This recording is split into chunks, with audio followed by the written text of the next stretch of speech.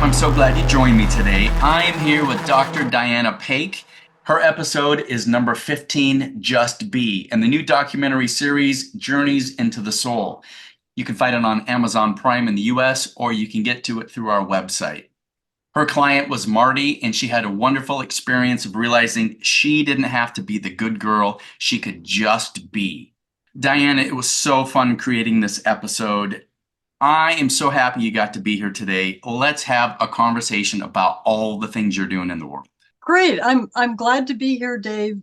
I'm so excited about the series and about all of this work that's emerging, and I'm happy to share what I know. There's a lot of things that you're involved with. First of all, I want to give presents to 2020. I was trying to figure out, well, I got to create something about the Newton model of hypnotherapy. I have to create something. And I have a show called Exploring the Human Journey. It's an interview show. And I contacted the Llewellyn Press. They're the people that published Journey of Souls and a few other Newton books. And I was like, hey, what do I do? And they go, oh, you should probably reach out to the Newton executive director, Dr. Diana Paque. And I went, oh, okay. So I contacted you. We ended up having a Zoom call for like 2 or 3 hours, and we became instant friends. And then you said, come out to San Francisco. I'll show you what this methodology is about. And you gave me a session, and then we created an episode about it. So that was the first time I ever got to experience that whole thing. So thank you for that journey from me personally. Oh, you're welcome. That was so exciting to create. It was so much fun to think that through with you and to come up with an idea of something that we could work with and we could see where it went. And then we fast forward in time, and now we're in 2022, and I have this idea, what would it be like to show sessions from the two pioneers, whether it was Newton or Cannon, and these people that have pioneered a methodology of getting us into the space of finding our answers from within. And I'm like, Diana, we need to have a Zoom session. So you go, great, I'm going to invite Indrani Senha and Sanela Chovich. And I'm like, okay. And we had this conversation. I said, this is my idea to create a docu-series, and you guys were like, great, you should do it. Sanella says, you should come to Madrid. And Indrani goes, you should come to Dubai. I'm like, you're both crazy. I'll never do that. I'm terrified to travel overseas. And then we fast forward in time. I find myself in a conversation with you, and I'm like, okay, I think I'm going to end up going overseas. Who do I talk to? What do I do? And you're like, you got to talk to Petra. You got to talk to Elizabeth. You got to talk to Allison. And the snowball just started rolling from there. So thanks for getting that started.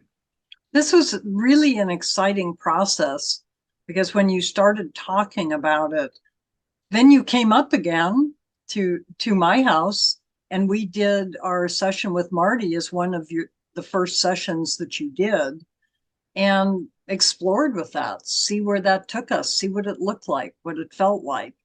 And from that, other sessions then emerged that you were able to fine tune. So it was really exciting to be part of that creative process with you.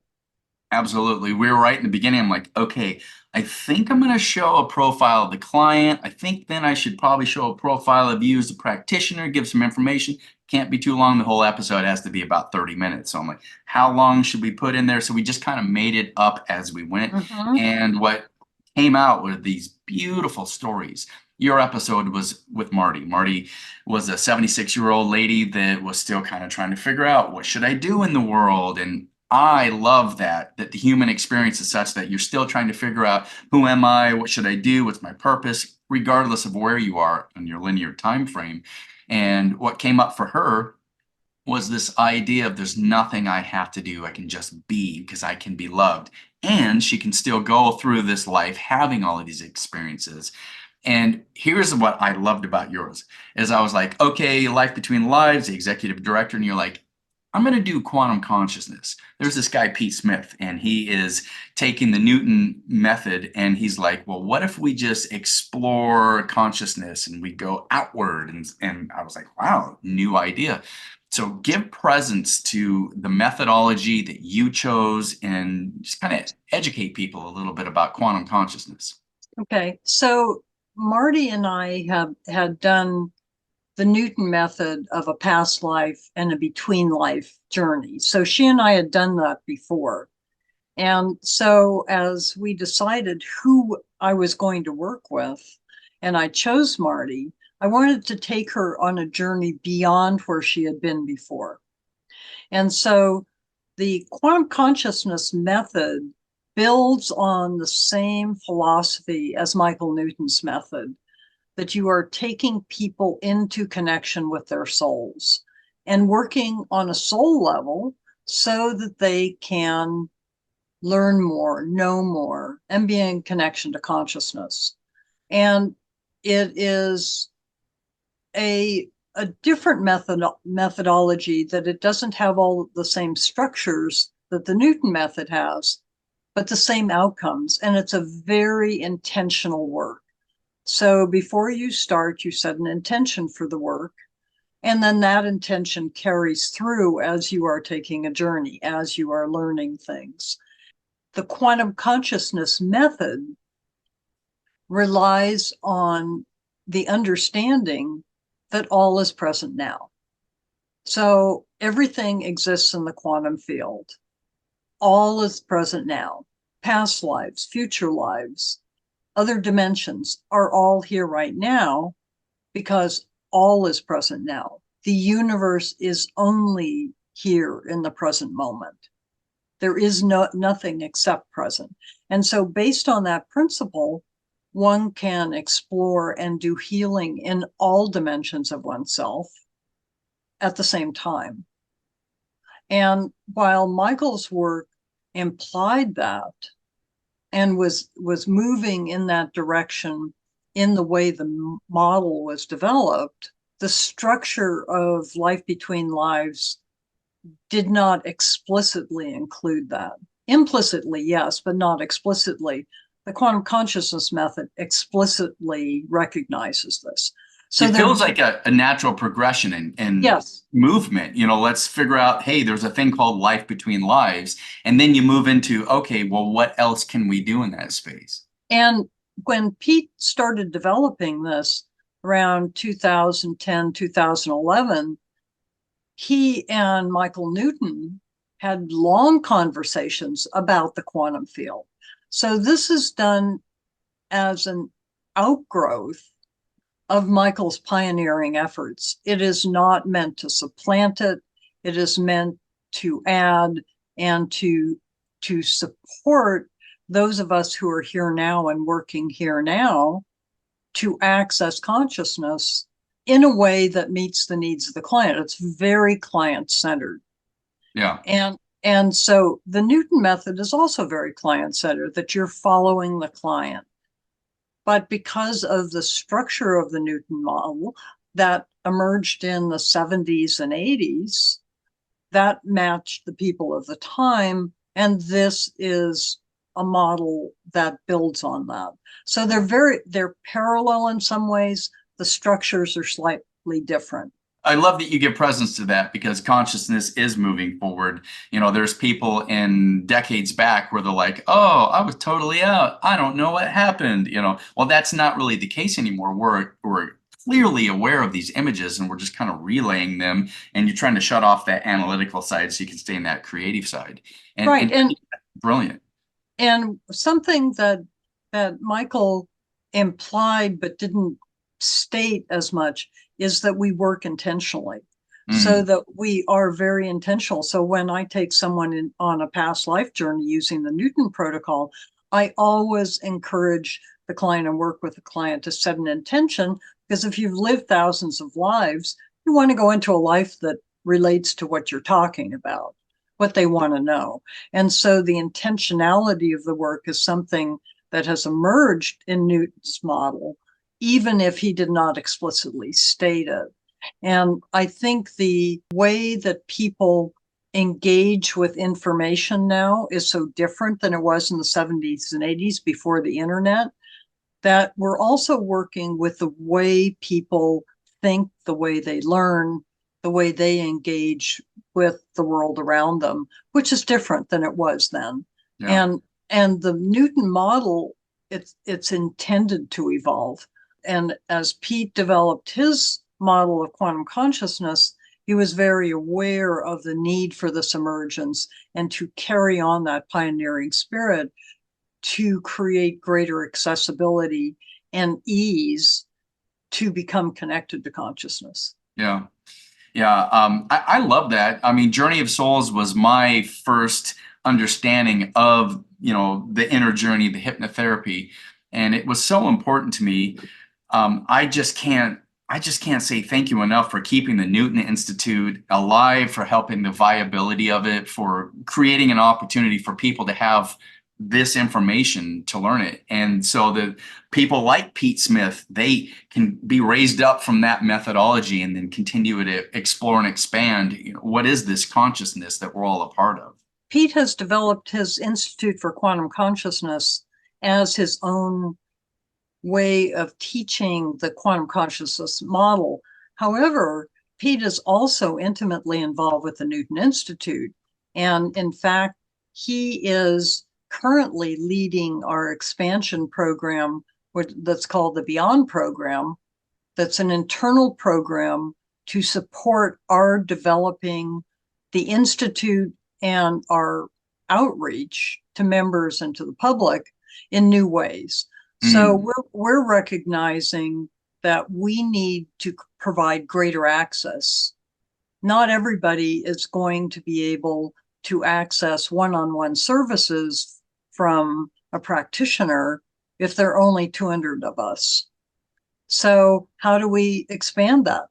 Have more practitioners? Well, that becomes something that's available in the first world, but not necessarily in the third world, because mm. if you can't afford it, why should you be limited in your access and your learning about consciousness? So the Newton Institute is looking at how do we make available resources to the world? Do we do this through training people to do this work in other languages? Do we do it by offering services and publications and workshops directly to the public? Do we expand into different media? How do we meet the world where it is and provide what we know and what Michael developed to the world? And we see that as our mission because we are ambassadors for consciousness. That is what we do. And that's what the Institute is here to do. And that's what Michael wanted us. He was doing that. And that's why he started training people, because he knew it would take more people. It's an expansive work.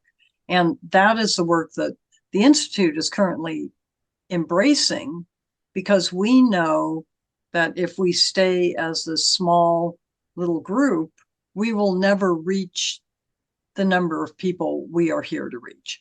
And Mm. the work that we're doing is expansive.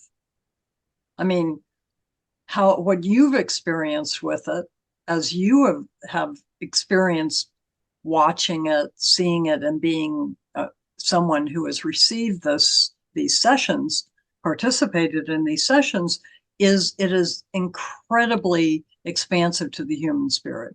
It takes us beyond human knowing. And so we're able then to give that to a limited number of people, but we want to do more.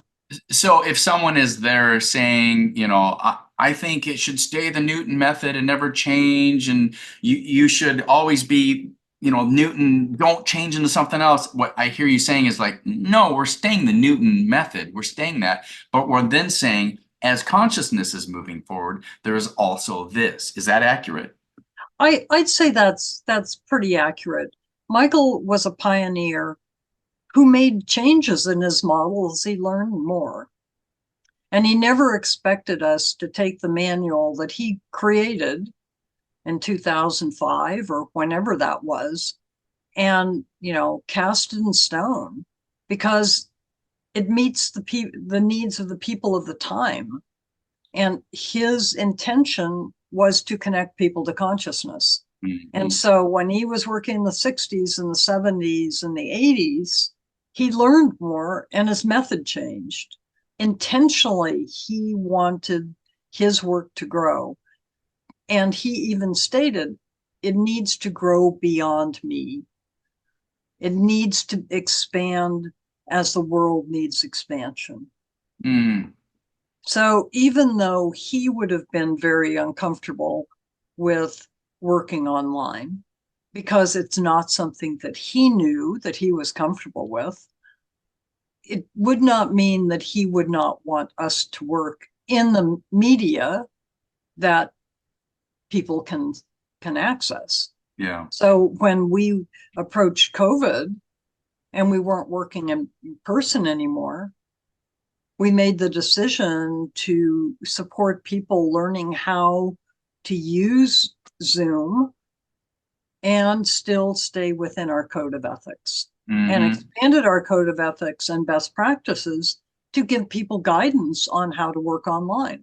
Hmm. Yeah. And he would not have been comfortable with that Mm, because as a human, he was not comfortable with working in any way except in person. hmm. That doesn't mean he didn't intend for the work to move beyond that. But for him personally, as a human, that would have been uncomfortable. But that's okay. Well, I love the anecdote that I've heard that even when the uh, the people, this advisory council of his students were getting ready to launch something, they're like, well, we need to call it something. Let's call it the Michael Newton Institute. And he was like, no, don't call it my name. People, who cares about me? It's about the work. And they're like, look, you wrote these books. People are going to connect with you. Let's call it the Michael Institute, Michael Newton Institute, and just maybe you can share some light on that. The story was like, he kind of was like, oh, I don't want it to be about me. And they're like, it's not, but let's use the notoriety that you've gained from sharing this conscious evolution. Michael and his wife Peggy were very, very private people. They felt it was about the work and not about promoting themselves. And they did not share information about themselves because they felt the work was about the work, not about them. So he was very uncomfortable with having this institute named after him. And you're right, people are drawn to this work because of his name. They've read his books. They want to know more. They want greater connection to him as someone who has learned something and is intentionally giving it to the world. He did not want to be seen as a prophet. He did not see himself as a prophet. He saw himself as a psychotherapist first, and then as someone who had found a means to support people in this lifetime having a better life because they understand more about who they really are. Mm, And so it's all about the work. yeah. And he consistently resisted being a figurehead, being the guru. That was not how he saw himself ever. And he was a very humble person about his engagement, how he was promoted. It was the work that should be promoted. Hmm. And he resisted consistently. Yeah. Well, his humility has come through everything that I've read from his material.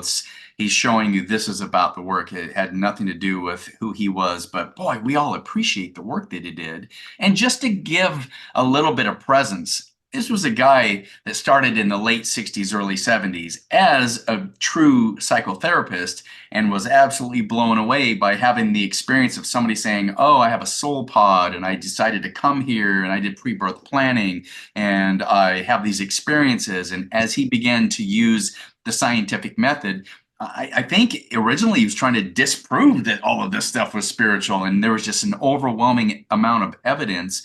And he would collect stories after stories that had the same common theme. And I think you had even told me that he wouldn't publish something in his book if it hadn't been verified, 100 times or so. Because over this 40-year career, he did over 7,000 case studies.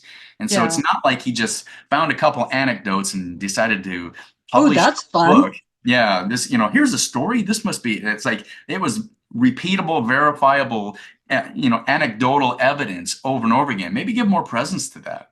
So he started using past life regression in his therapy practice because he found that taking people, it's how you take people out of their current self where they're uncomfortable talking about what's happening with them and taking them into another environment where it feels like there is distance from themselves so that they can let go of shame and guilt because it's not inside of themselves. So they're looking at themselves in a past life.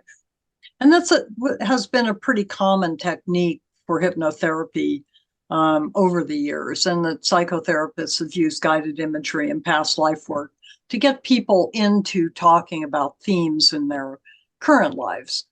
And what he found was that as people were finishing up that past life, they would go through their death and they would be in a different realm. They wouldn't be in the current life and they wouldn't be in the past life anymore.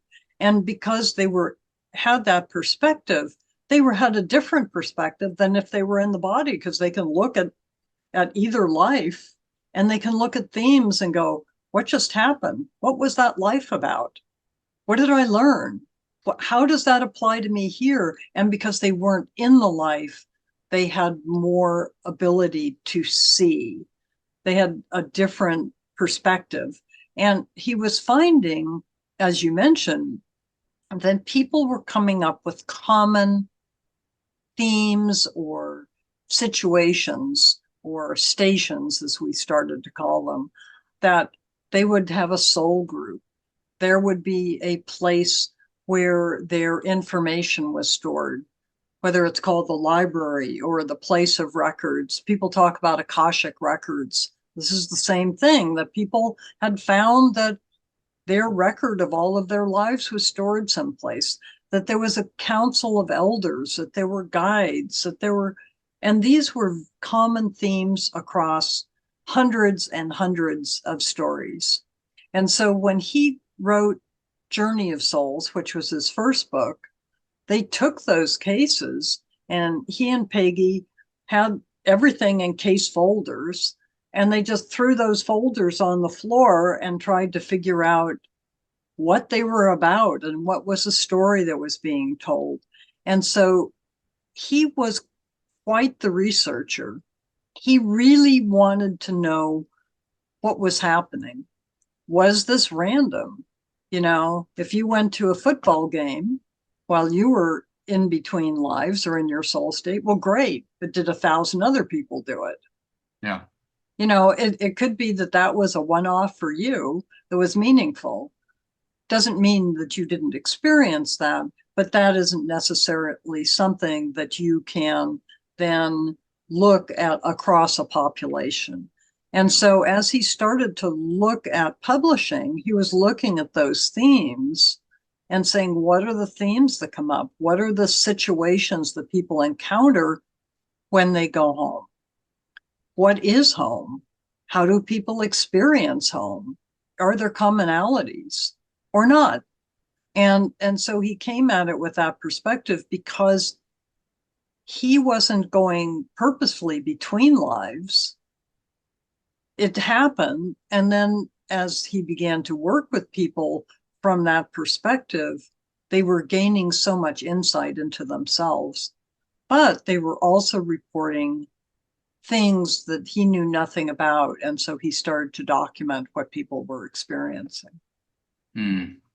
Well, I love the work. I love the books. A couple anecdotal things. So you and I had a session. It was late in 2020 into summer. And I remember you're like, okay, you do the induction. I'm relaxed. And you're saying, okay, as you're coming into the scene, what's the first thing you see? And I remember seeing cobblestone pathways. I saw a horse-drawn carriage, and I knew there was someone inside the carriage. And then I saw this man holding reins, and he was driving. And my silly masculine brain was going, oh, I hope I'm the man. Oh, please be the man. And I pass the man, and I come into this horse-drawn carriage, and I look down, and I have this really fluffy little shirt with these frilly collars, and I have dainty little hands. I remember jokingly, I say, "Oh no, I'm a woman," and we got a little giggle out of that because I feel masculine.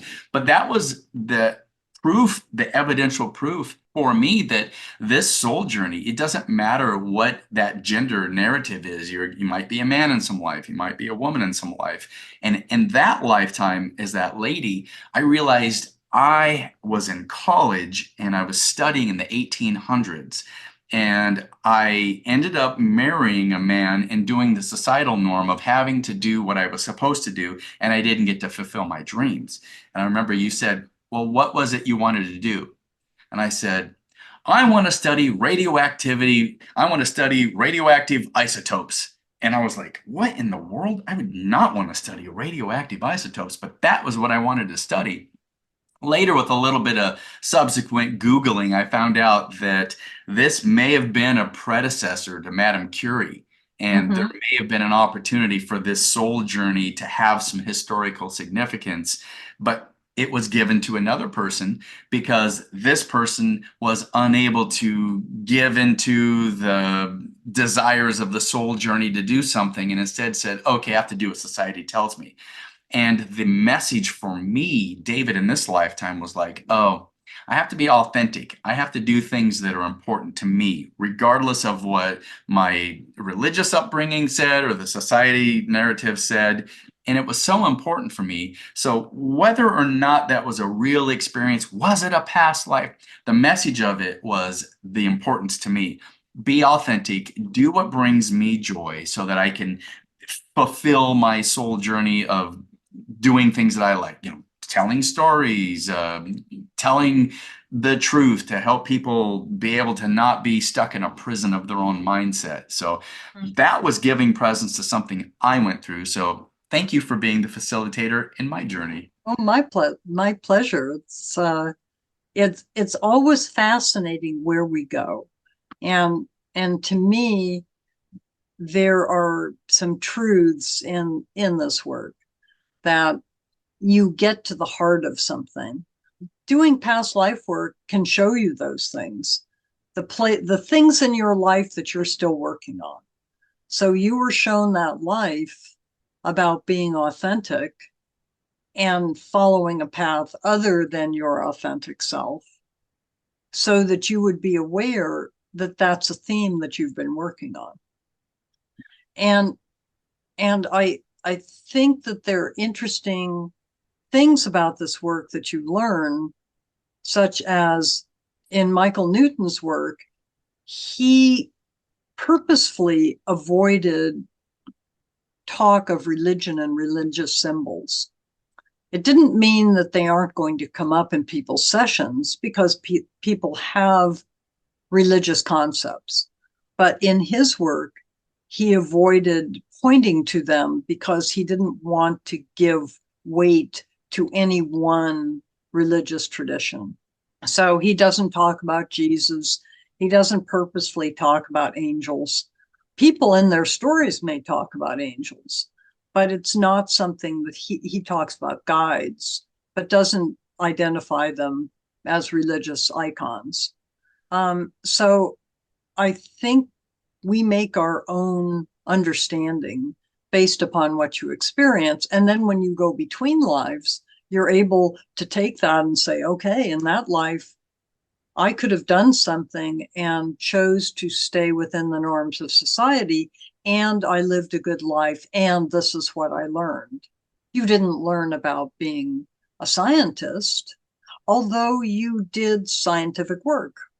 You worked with scientific organizations. You hung out with people who were scientists in that lifetime.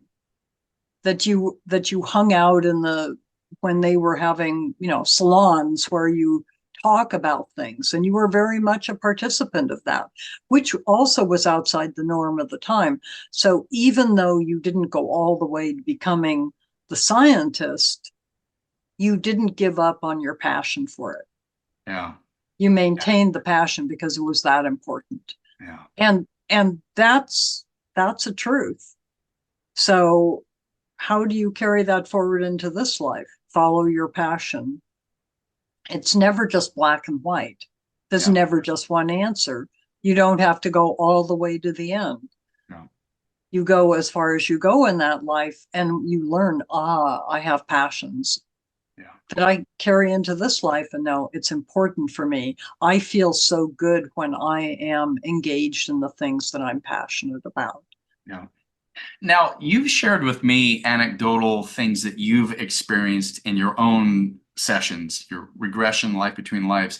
Share with the audience something that you'd like to let people know about things that have informed your journey. So, and when I was doing my training, I had someone take me on a journey.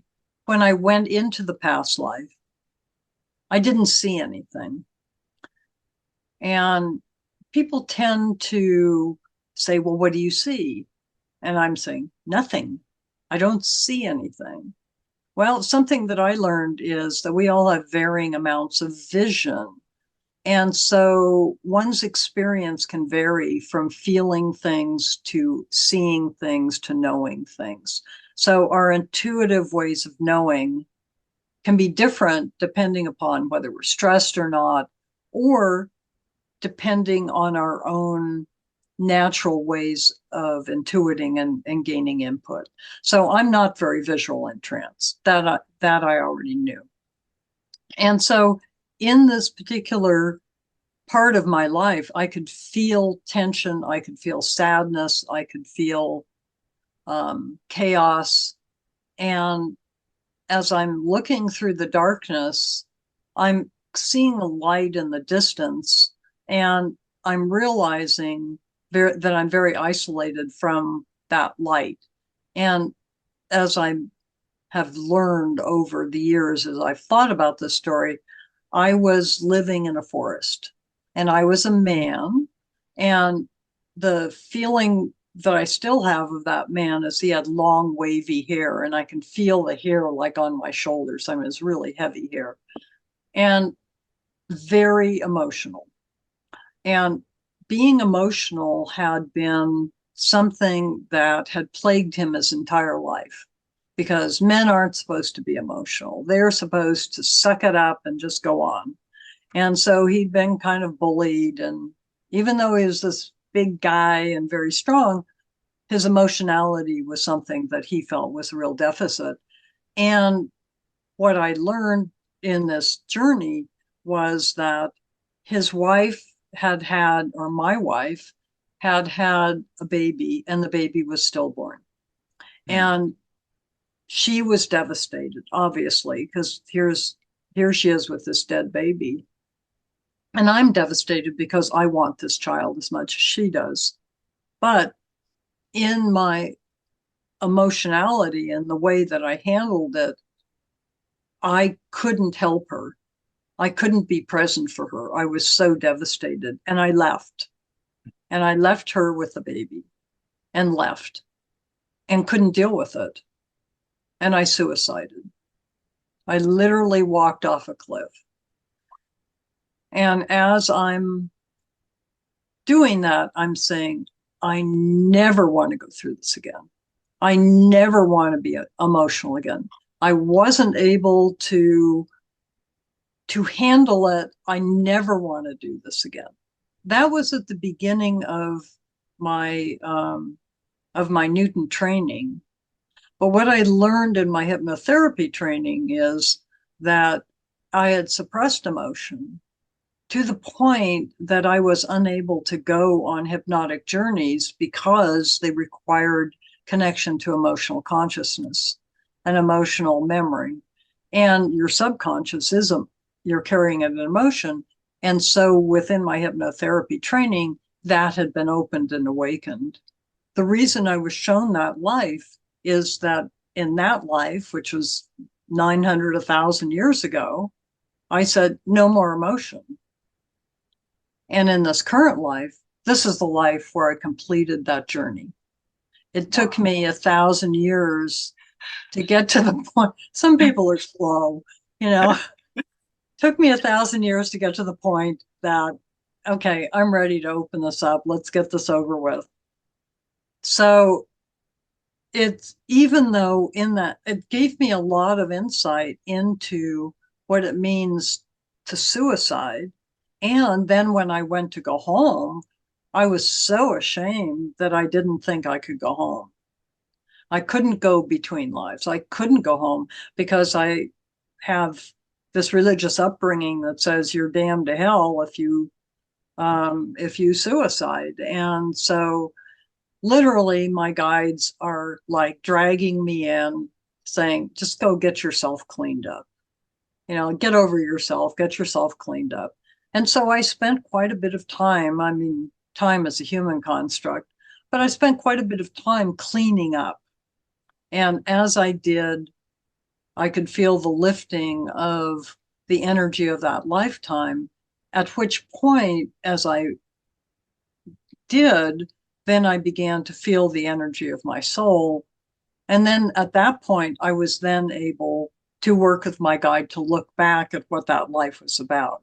But until that point, I was still wallowing in my misery. I was basically pushed into a place of cleansing and healing before I tried to do any work, because as long as I was there, I was still under the influence of that lifetime. And I find with clients that happens. You go through a really rough life. One of my early clients was is a healer in this lifetime, and she was a little girl. She was 6 years old, and she and her mother were in the Nazi gas chambers and went through the gas chambers. And and her mother was telling her, breathe, breathe more deeply, it'll go faster. And she's looking around at all these people and she's feeling very guilty because she can't save them. And so as she dies, she is crying really, really hard. I mean, big sobs. And it takes her maybe 20 minutes to get through just the sobbing as she leaves that life. And as she comes home, she's still doing that. And her guides are saying, there is no such thing as time. Just take your time. Yes, it was a horrible life. Yes, that was a horrible thing. Don't try and figure it out yet. Let's just spend some time renewing and healing so that you can feel the love surrounding you and that you can come back into balance as a soul, at which point then you can learn. But don't try and learn. Yes, it was horrible. And she kept saying, that was terrible. That's the worst thing I could have experienced. That was horrible. And they go, yep, that's right. You're right. It was horrible. So a lot of affirmation. And then at some point I asked her, why did you have to experience that? Why was that an experience? And she said, I chose it. I chose it because I asked to know, what is the worst that humans can do to other humans? If I'm going to be a healer, how can I heal this kind of pain? And I needed to personally experience that. Wow. Because it adds to the depth of my compassion for people, because I have experienced it. So you never really know what you're going to experience in your own work and in the work that you encounter. Yeah. So in your session, when you went through that suicide and you went through the guilty feelings of like, oh no, I'm a horrible person because of a religious narrative, what did your guide say to you about that suicide? So my guides helped me understand the difference between events of the soul and events that are human. And my guides reiterated that death and life are part of the human experience and that suicide is a human event. It is something that a human is experiencing and that body experienced, and that my soul will learn from, but it is not an event that permanently affects the soul. Yeah, wow, that's powerful because so many people they have this shame associated with suicide.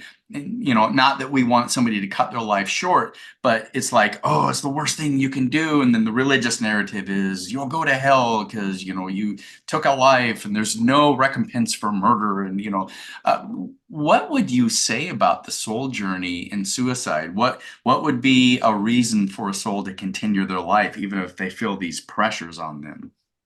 Maybe I can answer that from the perspective of having had this in the past life. That to me, it tells me that we all have opportunities in our lifetime to say, nope, I'm done. And we all experience that. It's like, no, this is too much. This is too chaotic. I don't have enough. I don't have enough resources to make it. I'm just going to end it. My sense is that we all choose the lessons that we're here to learn. We may not choose the detail of them, but we choose the general direction of the lesson, the challenges.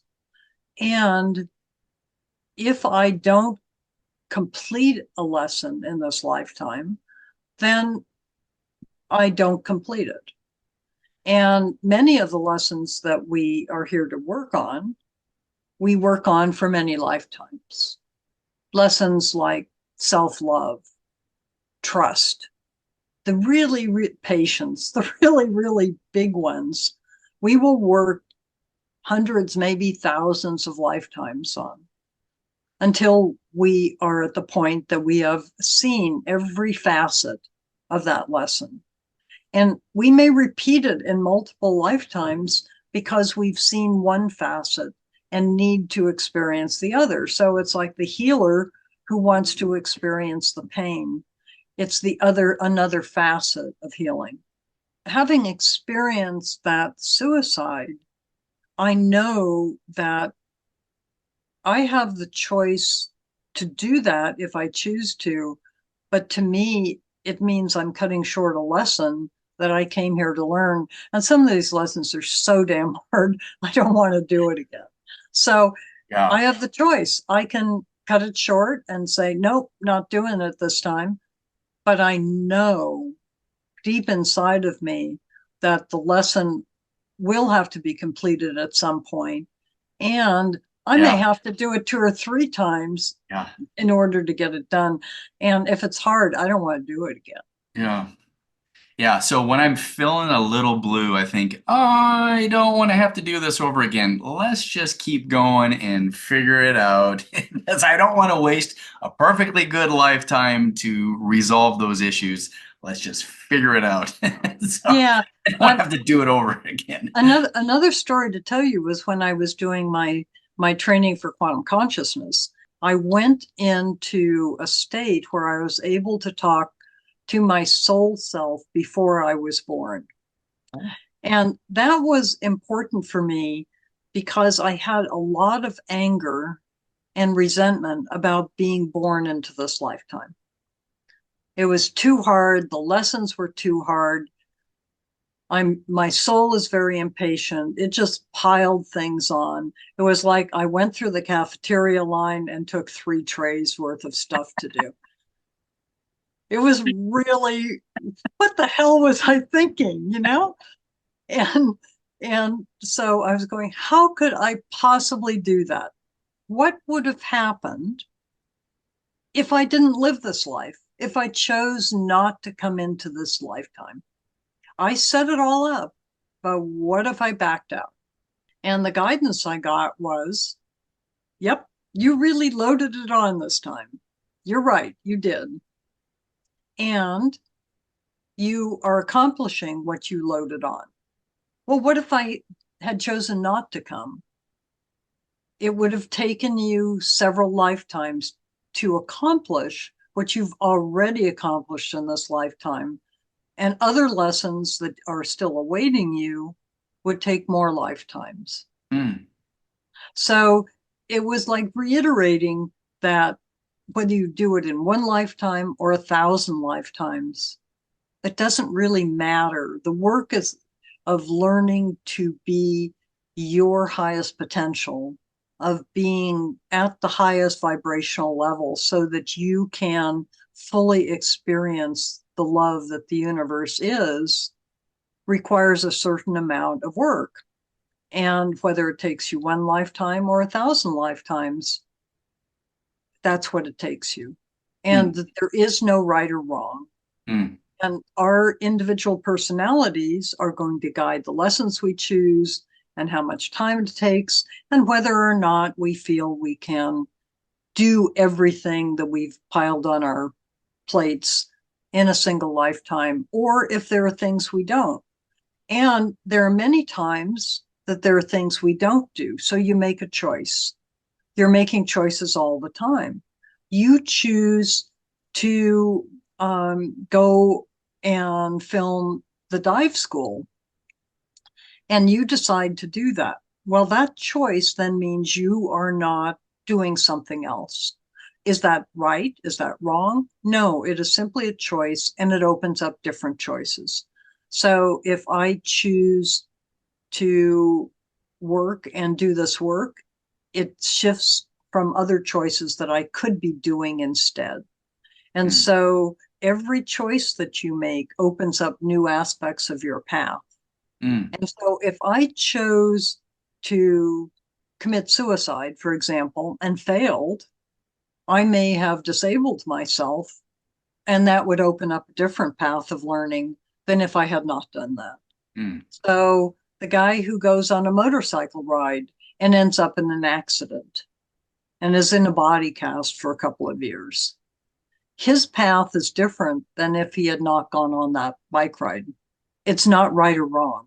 It is simply an expansion of his path in a different direction based on choice. mm, And so all of us in every lifetime have that kind of choice available to us. And it then expands parts of our lessons in directions as a result. So yeah. there is no, I'm not failing if I don't complete a lesson. Failure is a human dimension. It's like you get fired from a job in the human world. It's like, oh, I failed, I got fired. It may be, in fact, the the thing that pushes you into a place you need to be. And in fact, that may be the catalyst for you to be successful on a soul level. Mm, So that's something you can't see when you're in the lifetime. You mm, get between lives and you can see how that is true. yeah. In Michael's book, I think it's Life Between Lives, is the little white book that kind of shows some of his clinical aspects of it. He talks about the spirit realm being the place where we have a bunch of ideas and things about our soul evolving, exploring, and all the things we'd like to do. And then what we need to do is have a practicum. So then we come down into incarnation, into this physical form. Whew, we get the slate cleared so we can't remember everything, and we have to kind of go through trying to get in touch with our intuition. And it's like the spiritual side is where you get a bunch of great ideas, and then you come down here into incarnation, and then you put those ideas into implementation. And then we get down here and go, what was I thinking? Why did I decide to do this at the highest, hardest level possible?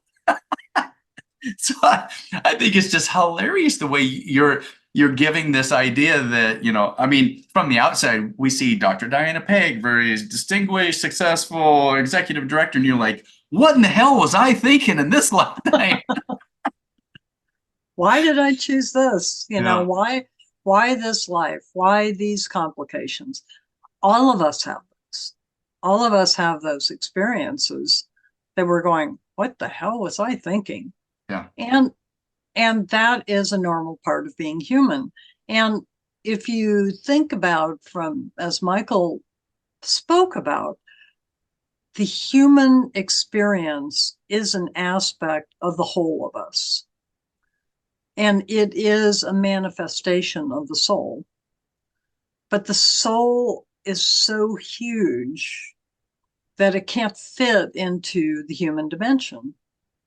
So it's like the human life is like a grain of sand that we're trying to fit an ocean into.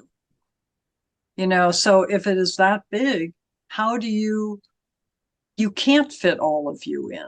So the potential that we can come up with for ourselves when we're in the soul dimension is like, oh, I'm going to do all these things, and I can, and now you're putting it into a grain of sand. It's like, oh yeah, I can't do all of that. It's not possible. And that also opens up choice. The thing that I find is very calming and helpful about this is that if I know that I have set up lessons in this lifetime, that there are other souls working with me on those lessons. Not every soul who is working with me will I experience as positive. So if I have a parent who is an alcoholic and one who is a narcissist, and they are raising me, and I'm at odds with them, then they are setting me up for the lesson that I need to learn about me knowing me being stable in myself. Because the narcissist only reinforces the narcissist, doesn't reinforce me as the child. And the alcoholic is diverted into the alcoholism. And so I'm kind of figuring me out on my own. That's part of the plan. Mm. So it shifts how I feel about parents, whatever their abilities are, that parents may be doing the perfect job of setting you up for the lesson you're here to learn. It may feel like crap to you. You know, you may be upset and traumatized by it. And if so, then you are set up for the lesson you're here to learn about self-love, about codependency, about all of those things that you're here to learn about. And it takes, for me, that took away anger and resentment at my parents for not knowing who I am, for not really understanding me, for imposing their perceptions of me on me, and treating me like I am a projection of them. And I've learned over time that most of us get something of that Mm. from our parents, even kids who have very loving, very supportive parents are going to have some kind of setup for the lessons they're here to learn, whatever they are. Mm-hmm. It may be, I recently came across someone whose mother wanted him to succeed in schoolwork. And so she would finish his homework for him. So he always got A's. And what's happened as he got older? He couldn't trust his own way of knowing, his own thinking, his own ability to think, because his mother always finished it for him. Mm. And so the lesson is to learn his own sense of self and to be able to think on his own as an adult. But that she set that lesson up perfectly for him. Wow. Yeah, I think we all design what core wounds we come into our life to get. Mm-hmm. As a fun anecdote, last week there's a family thread between Alexander, my daughter Nicole, Gail, and myself. And Alexander's a 25-year-old professional, and he said he's at his job, and he goes, "Hey, I was eating spaghetti, and I had a white shirt, and sure enough, I got spaghetti on my shirt because when I was 5 years old, Mom, you told me don't wear white because you'll get stains on it. So it's your fault, Mom." And I started laughing. And I said, "Are you blaming your mom? Are you saying your mom gave you a core wound?" And she goes, "Yeah, when you were 5, don't wear white because you were a slob of a eater." She says, "You're 25. You can wear white if you want." And he had to reframe that. He went, "Oh, all these years I've had a core wound about wearing white." And he goes, "So I can wear it?" She goes, "Yeah, you're an adult. It doesn't apply to you anymore." And so we joked, and that's a funny anecdote, but we joke about this core wound. And these are just learnings. And I'm like, wow, who knew we gave you that core wound when you were 5? I mean, parents aren't intentionally wounding their children. I mean, you're trying to keep him from looking like a slob if he's eating spaghetti when he's 5. You know, wear a bib. Well, He nobody, did. no kid wants to wear a bib. Yeah. but adults need bibs a lot of the time Yeah. and won't wear them because it's childish to wear a bib. So Well, we laughed because even we thinking, we were great parents to our kids, we're like, wow, you can still, that soul journey has to have some resistance. It's just like weight training. If there's not a resistance, there isn't an expansion, there isn't a growth. You don't see the muscles getting bigger, and so there has to be some resistance. And I think that's something very unique about planet Earth is the amount of resistance we have here with the fear paradigm. We're afraid of everything, and we even have our mortality, I'm gonna die someday. And so there's all this level of fear. I love the soul journey work, this expanding consciousness. It's given me the ability to realize there's nothing to be afraid of. It's merely a spiritual being having a human experience. And the mhm, evidence that I needed to get out of a paradigm of fear was Journey of Souls. That was mhm. the doorway that opened up my ability to realize, okay, I'm going to be fine. It's simply these are things here meant to inform me. And in fact, I'm not a victim because I'm the one that chose this lifetime and I designed the things that I'm going through in this lifetime. And I, The I other, know we have free will and those things, but there's a level of I'm not a victim that I received. absolutely. And as you experience and relive the experience and remember the experience of being in your soul state, there is such a peace of being in that wholeness of you. There is such an expansiveness, a love that isn't conditioned by anything. It is simply love. It's not relational. It's not you and another being. It is simply love. And you just sit in it. And it's like, oh, I'd forgotten how peaceful it is. So when people are going into a meditative state and trying to reach those states of high vibration, when you are in that state, that is the bliss of home, of simply being without any doing, any conditioning, any conditionality.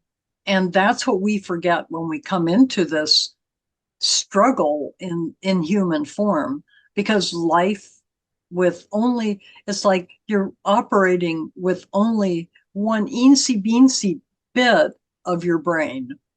you know you've got your entire brain tied behind your back and you've forgotten that it's there, and So you're trying to do all of this stuff that you set up for yourself with no memory of any of it, with huge limitations. And that's how we learn. yeah, We learn by trial and error. yeah, When did you ever learn anything by doing it correctly the first time? yeah, We don't. I mean, that's just part of being human. We all have the struggle of fear. Fear is part of the human condition. It's literally built into us. Fight or flight. Your body is even either moving or you're trying to figure out how you can keep yourself safe. Safety is primal. Fear is primal. And so, how do we move out of that primal mammalian condition into the higher vibrations of the soul? And that's why we are in this form. And the work that Michael discovered of being able to move into the space of the soul allows us that ability to remember.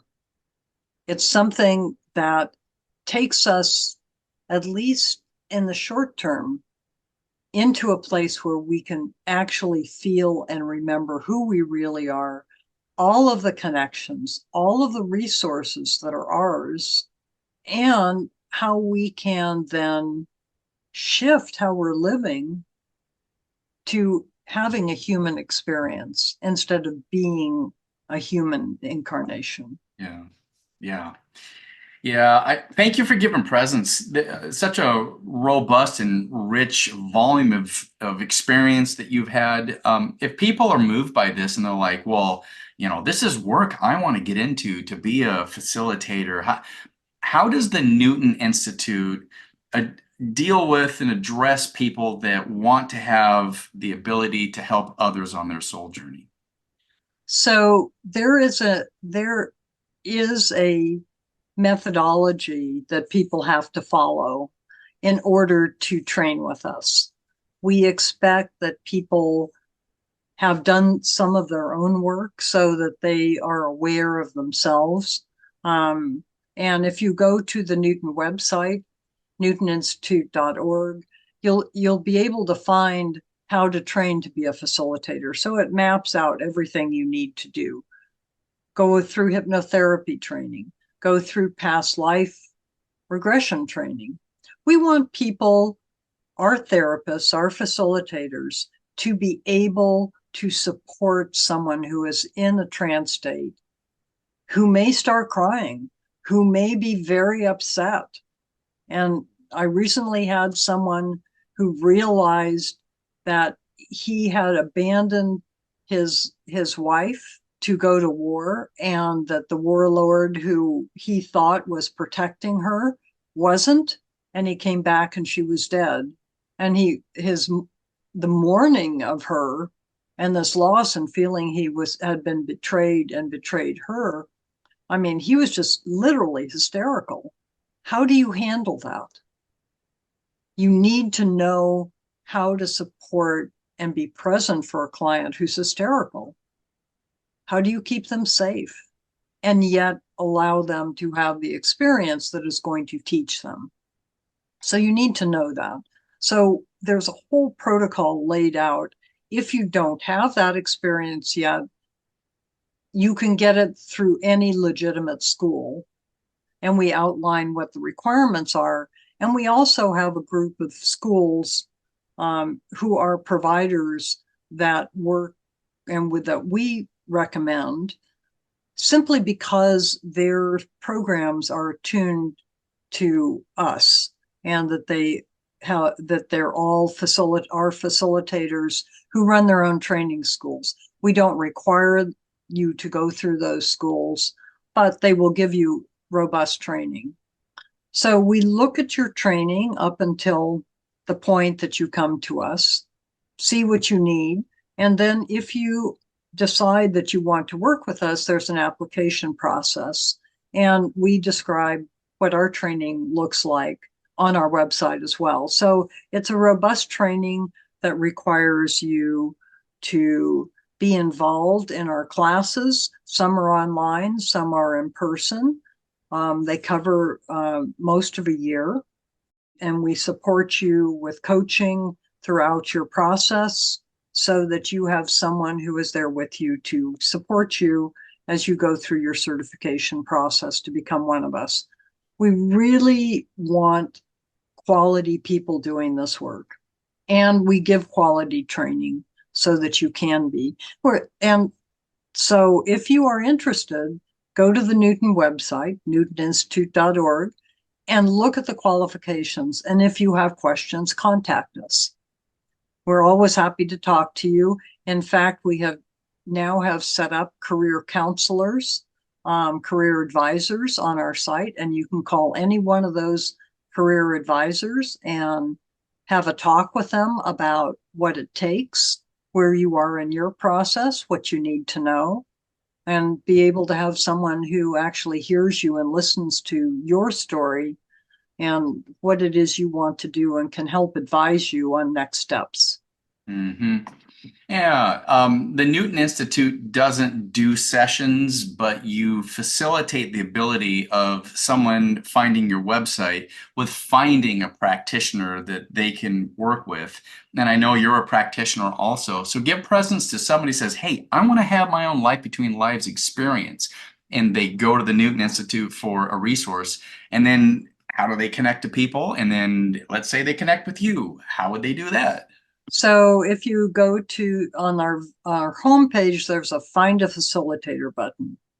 And you can look people up by country, by city, by name, if you know somebody by name. I usually recommend that if people are looking, that they browse and they look for somebody who feels right. Remember, there's a lot of emotionality in this. There's a lot of emotional memory in your subconscious that you're working with. Someone who feels like a connection, contact them. Many of us work online as well as in person. So if there is nobody in your area, look online and see if there is someone who is interesting to you. Contact several. Have a conversation with them. I always do Zoom consultations so that we can meet, see each other, feel each other, decide where our starting points are, answer questions. You should be able to ask all the questions that you have of someone before you commit to doing sessions with them. You should know what it costs. You should know what requirements they have of you, how they work. You know, can you do everything in one day? Can you do a life between life session without doing a past life session? Find out what people are requiring so that it's not a surprise and so that you are really comfortable with the person you're working with. This work requires you to have trust in the person you're working with and to feel safe throughout the entire process. If you do not feel safe, you will not share things, and then you won't get the value of what you didn't share.